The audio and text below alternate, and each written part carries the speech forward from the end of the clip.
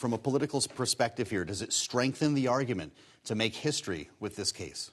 Well, I think that still remains to be seen, Joe. I think a lot of people are still digesting what happened today in terms of the counts. We did expect a large number of them. It did come in at 34, as Anne-Marie was saying, but I think we will and already have seen some Democrats saying, look, this is not a politically motivated case, and they're saying this should be held against the president in terms of whether or not people should vote for him again as president. And then you'll see people on the Republican side who will say this was politically motivated, Bragg was stretching, and therefore this is another reason why we should have him. So I think it still remains to be seen. Yeah, the politics of this, with everyone pointing to whether or not this is political. Let's take a listen to what Alvin Bragg said to reporters following this arraignment. Take a listen. At its core, this case today is one with allegations like so many of our white-collar cases. Allegations that someone lied again and again to protect their interests and evade the laws to which we are all held accountable. He also said no amount of money and no amount of power changes that enduring American principle. Mario, I want to bring you in here. You covered the Trump campaign. You're looking at 2024. What's MAGA's response today? What's the former president going to say when he makes this primetime speech?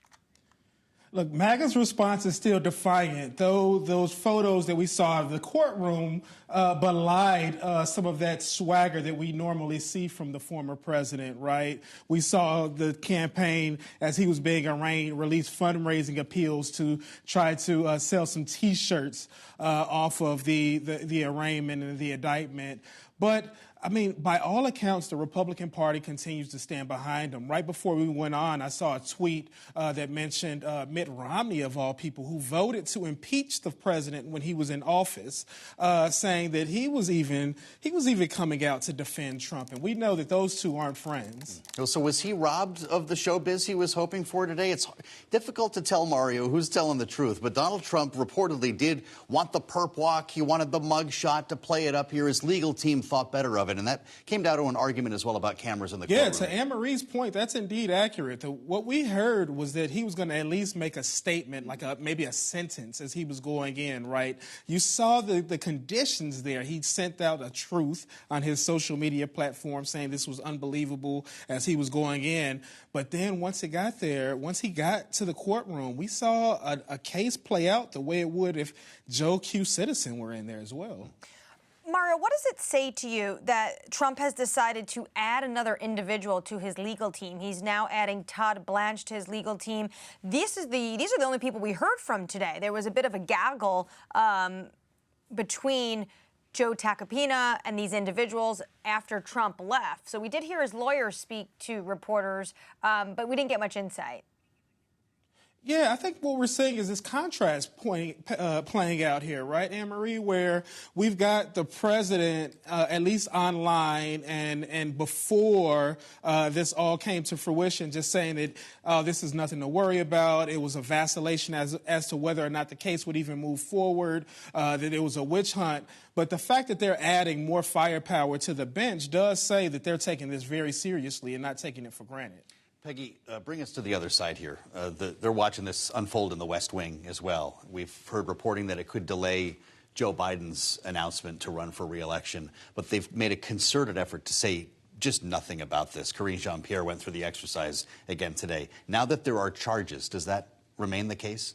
Well, I think they have really strategized and thought to themselves, like, less is more in this case. And I don't see that changing dramatically, that they feel like it's better if they, don't get into the mix of this. But to your question, Joe, of whether or not it will delay Biden's announcement, that still is up in the air. I think the other thing we have to really think about is where do the moderates fall, right? As Mario was saying, we're seeing the Republican base in many ways be re-energized, galvanized by these charges. But the question is, do some of these images, these charges laid out, does that push some of the moderate Republican voters more towards a different type of candidate than Donald Trump?